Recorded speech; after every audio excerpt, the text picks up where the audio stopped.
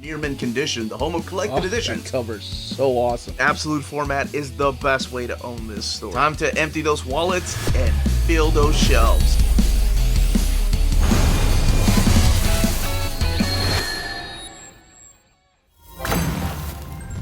How's it going, all you minties? Uncanny Omar here from Near Mint Condition. It is Tuesday. That means it's time to take a look at the collected editions coming out from Marvel Comics this week. So join me.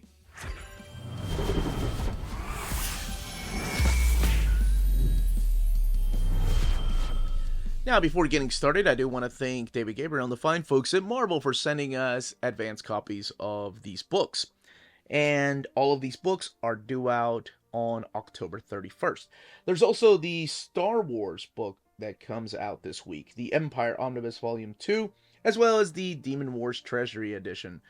And the Astonishing Melanie and I have already done overviews of those, I think last week, and then I did an overview of the Jeff Loeb, Tim Sell Daredevil Gallery Edition, which also comes out this week.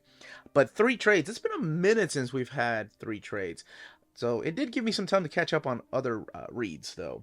Alright, so in the description of the video, I'm still going to put timestamps, and I'm just going to go ahead and show you what the spines look like, and also remind you all to smash that like button. Subscribe if you're enjoying the content of our channel. And also a question. On the thumbnail, do you want to see the spines or do you want to see the covers of the books? Let me know in the comments section. That's something that was brought up to my attention. Some people prefer the covers, some people prefer the spines. Alright, let's kick it off with Edge of Spider-Verse, Bleeding Edge. Okay, so we are kicking off this week with Edge of Spider-Verse, Bleeding Edge. This is really the second volume of Edge of Spider-Verse, which is a continuation of the Spider-Verse stories and characters that were originally in the big Spider-Verse event. Then, of course, we had Spider-Geddon. So this stuff has not been collected in omnibus format. As a matter of fact, this is what kicked it off right here, Edge of Spider-Verse. This one is printed in America. So it is broken down into 4 different issues, but it's more like an anthology series, and it focuses on some of the characters that were introduced previously.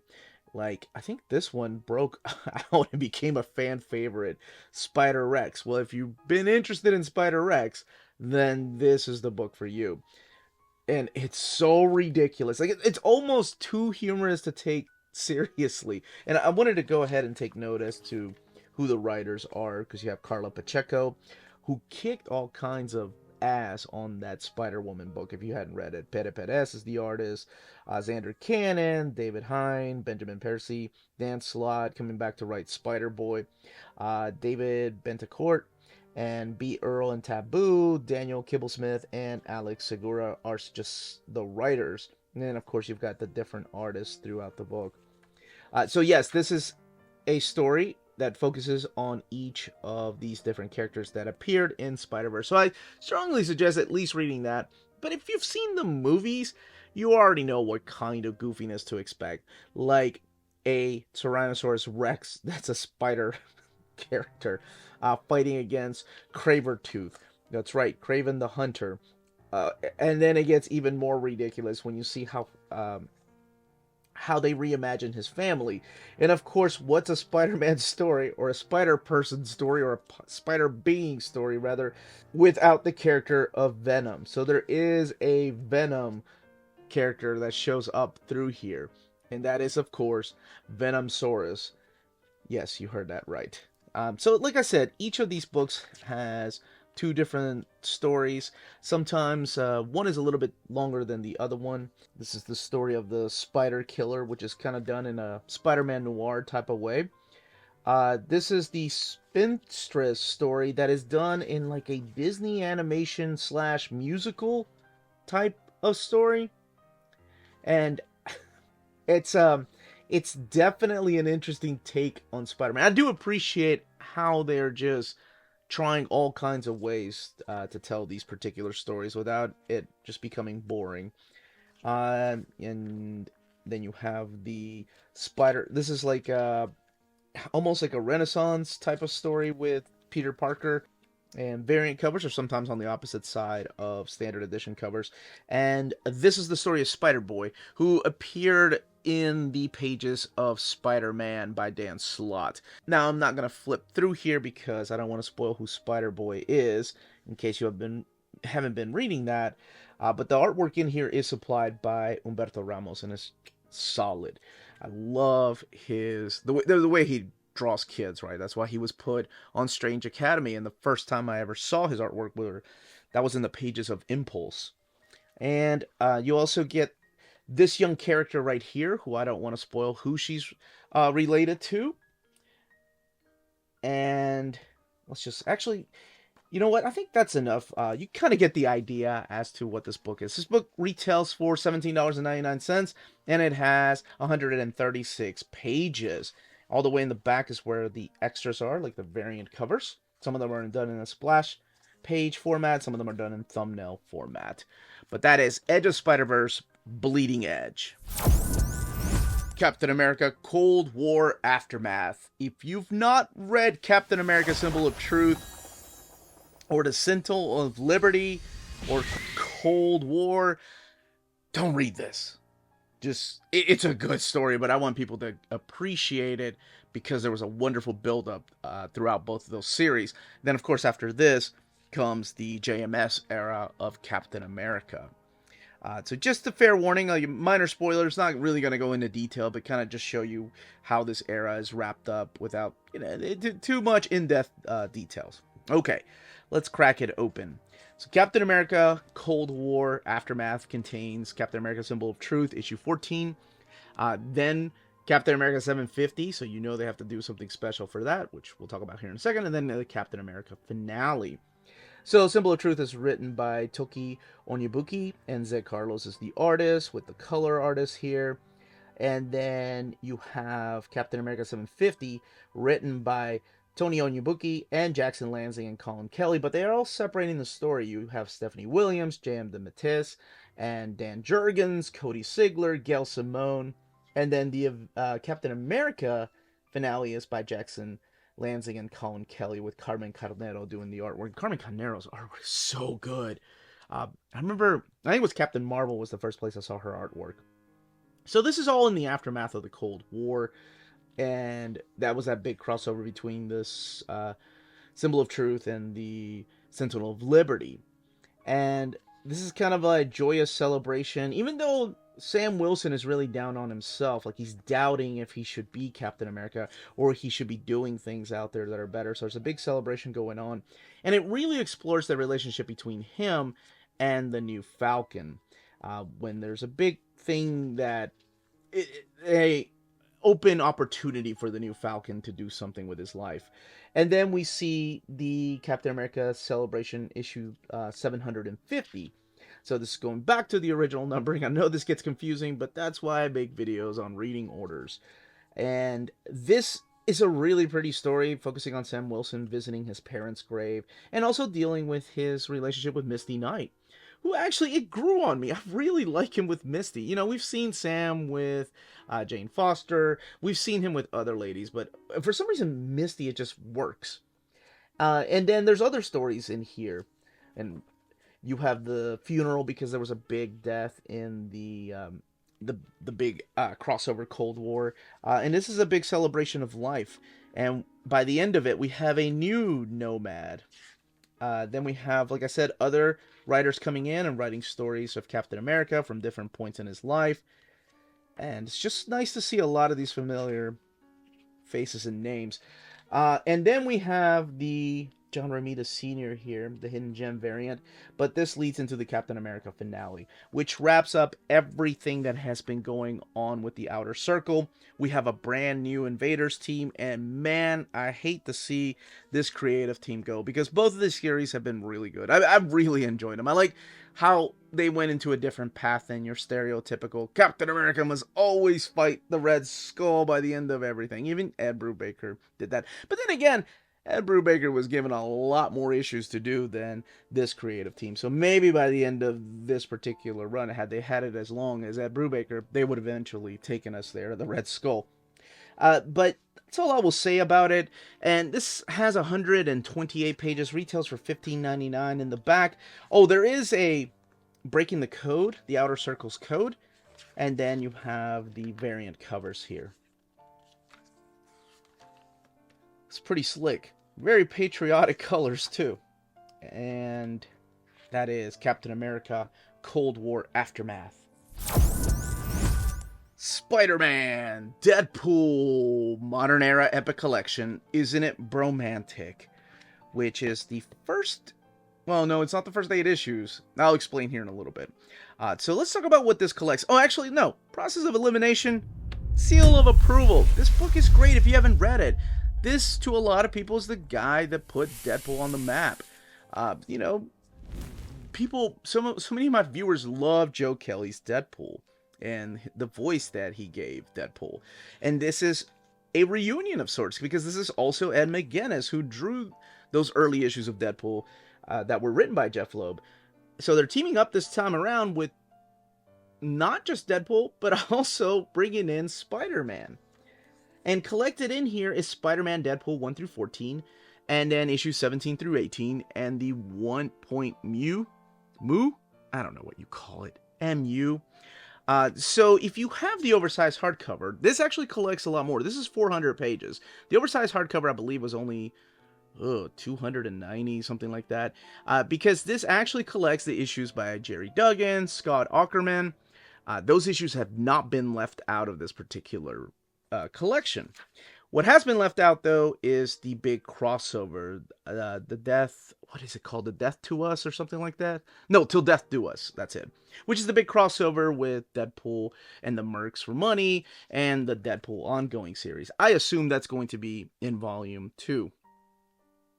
What's really interesting about this collection, though, and I think they're still testing the waters on modern epics, it's how it's mapped. Because those fill-in issues were fill-in issues that were done because the creative team was running behind, and a lot of it had to do with Ed McGuinness. Like, his art does take a while for him to do. So, like, if you have the oversized hardcover, it skips issues 6 and 7, and it also skips issues 11 and 12, as well as, I think it actually, no, it does skip 15 and 16, because that's all big part of the crossover, but it also skips issues 11 and 12. And those issues, while they're fill-in issues, they kind of joke about it. I think 11 is the one with Penn and Teller. And actually, Penn wrote it. Penn Jillette wrote it. That's contained in here. And then the issue number 12, which is also missing from the oversized hardcover collection. I think that's the Christmas issue. But what they did in this collection is much like the oversized hardcover.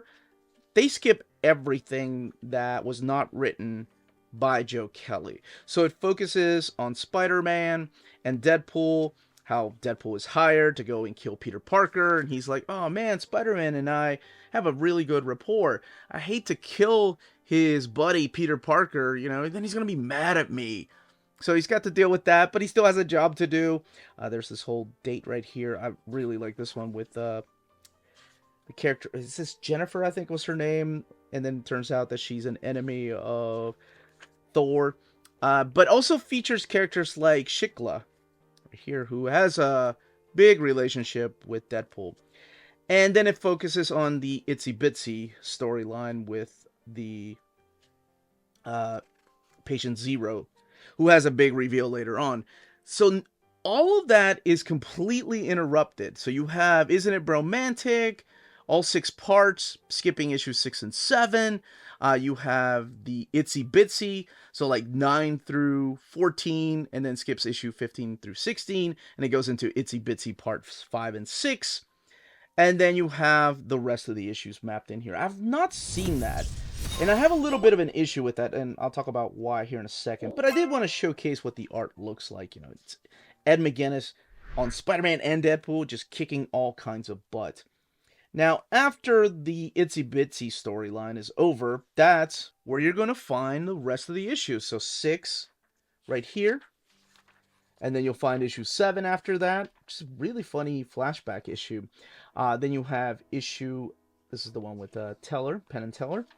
Then you have issue 11 and 12, And then, yeah, this is the Christmas issue with artwork by Todd Knock. And then you have the MU issue, which is all part of the Monsters Unleashed. So, all of this is uninterrupted.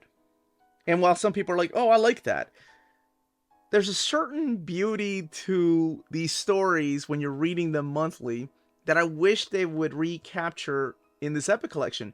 Because when there were delays, of course Joe Kelly would take note and make fun of that. So you have Deadpool mentioning things that were happening in those fill-in issues. That he's actually acknowledging the fact that they had fill-in issues in between this big storyline. I think later on he begins, like, in the actual Isn't It Bromantic finale, he starts talking about the 2 fill-in issues from 6 and 7 that happened, and what happened in those issues. So if you're reading this for the first time in Epic format, those issues are skipped until the end, and I wish they had left them in there, and I understand why they took them out. I get it, because it wasn't by Joe Kelly and Ed McGuinness. But part of the joke was also acknowledging the fact that there were delays, that the creative team was running behind. And you'll see the jokes in here. They're left intact. Now, the covers in the modern fashion are done with no... Well, you do have the logo, I'm sorry. But you don't have Spider-Man and Deadpool. You don't have the issue number. But you do have it down here. Spider-Man and Deadpool, issue number 1, Isn't It Bromantic? And in between issues, they do have variant covers. So they are there. And all the way in the back is where you're going to have some of the variants. Because like I said, some variants are in between issues.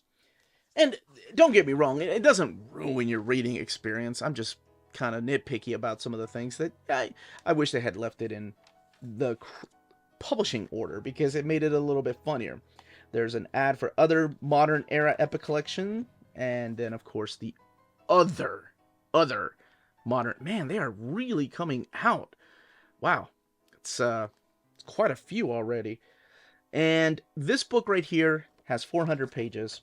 It is a volume 1, and the series continued all the way to issue 50, so I'm sure there'll be some more Spider-Man and Deadpool modern Epic collections.